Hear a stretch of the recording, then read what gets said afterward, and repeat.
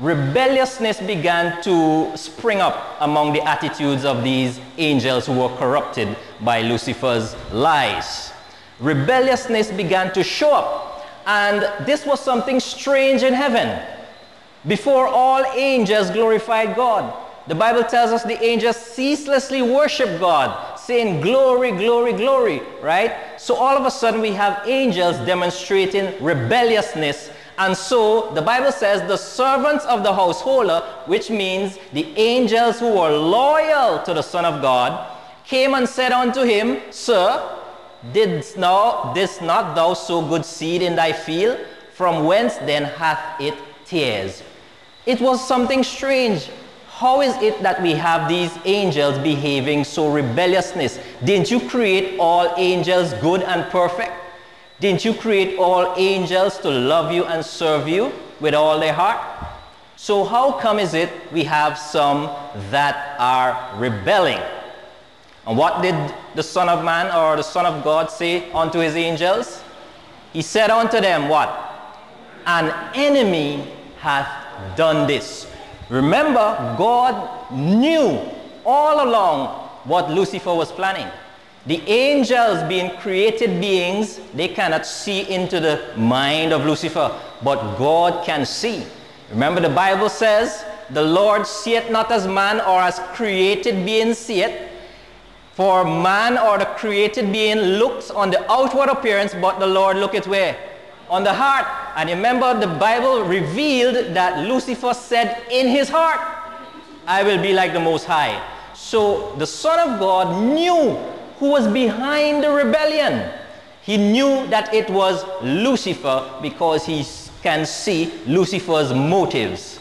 Now, however, these angels who were loyal to the Son of God were very zealous. And so they said to him, the servant said unto him, Wilt thou then that we go and do what? Destroy them.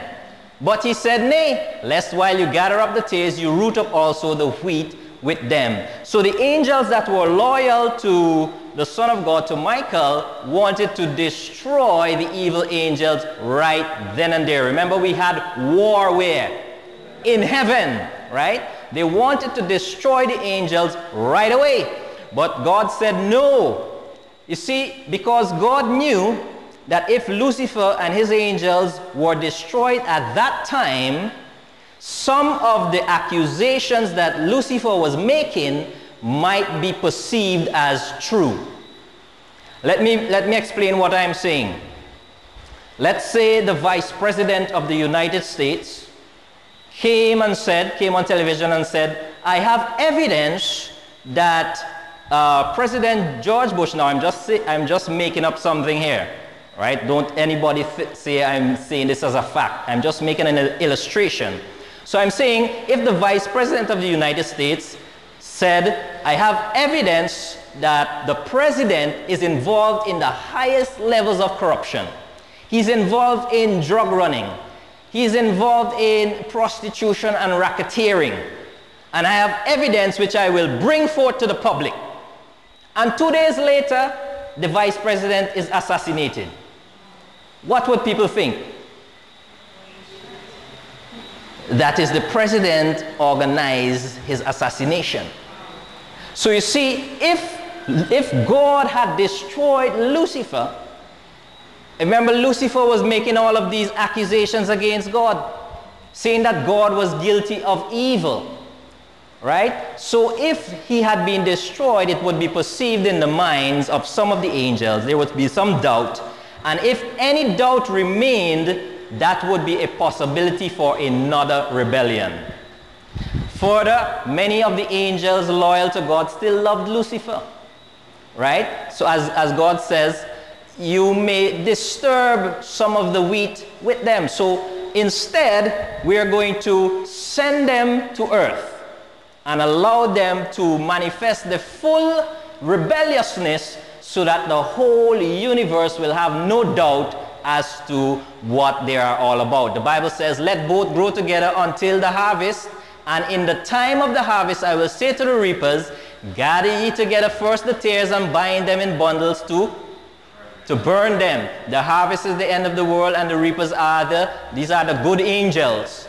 As therefore the tares are gathered and burned in the fire, so shall it be in the end of this world. The Son of Man shall send forth his angels. Remember Michael and his angels. The Son of Man shall send forth his angels, and they shall gather out of his kingdom all things that offend, and them which do iniquity, and shall cast them into a furnace of fire. There shall be wailing and gnashing of teeth.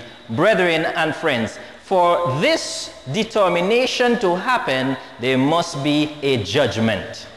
There must be a judgment. And the deeds of the evil angels will be exposed in the judgment, and then God will execute judgment. Remember, God promised to destroy Lucifer. He said, I will destroy thee, O covering cherub, but first I will cast thee where? To the earth.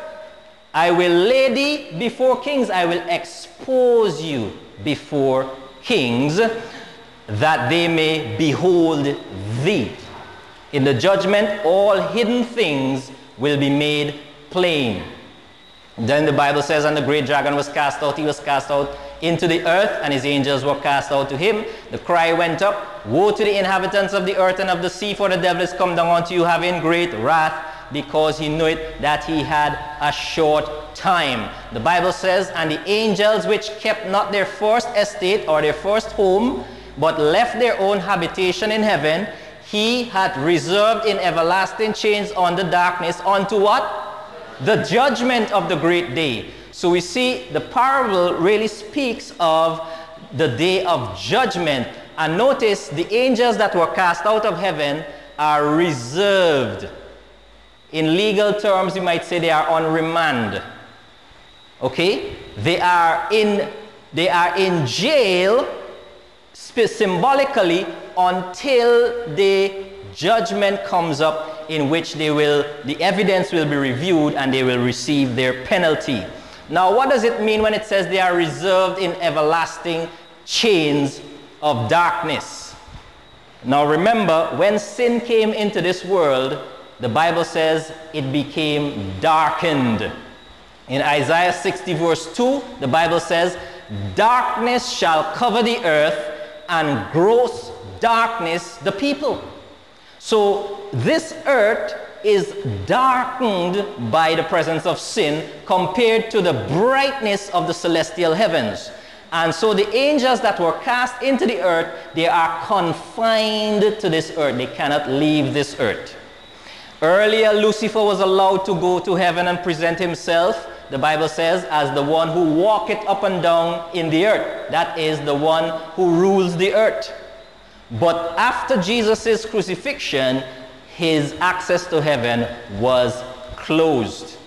But the angels are busily on the earth, continuing their rebellion against God, recruiting human agencies, actively sowing tares to be on the devil's side. Remember, the Bible says, whoever committed sin transgresseth also the law, for sin is the transgression of the law. He that committed sin is on the devil's side. So what these angels are doing in our world today, they are cultivating cultures of promiscuity, cultivating cultures of idolatry, and every sort of wickedness to get people on the devil's side.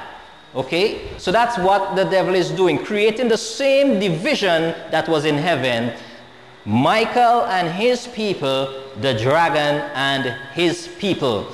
And also some people are not outwardly rebellious, but they are rebellious in their hearts. That is why there needs to be a judgment to determine who is a wheat and who is a tare. Who is really on God's side and who is on the devil's side. Now, brethren, the judgment is not for God's benefit. He already knows who is on his side. He already knows who is on the devil's side. The judgment is for the benefit of the angels first, and then for those who will be in the kingdom second. The benefit is for them to reassure them that when God sets up his new kingdom, those who will be the citizens of that kingdom will really be lovers of God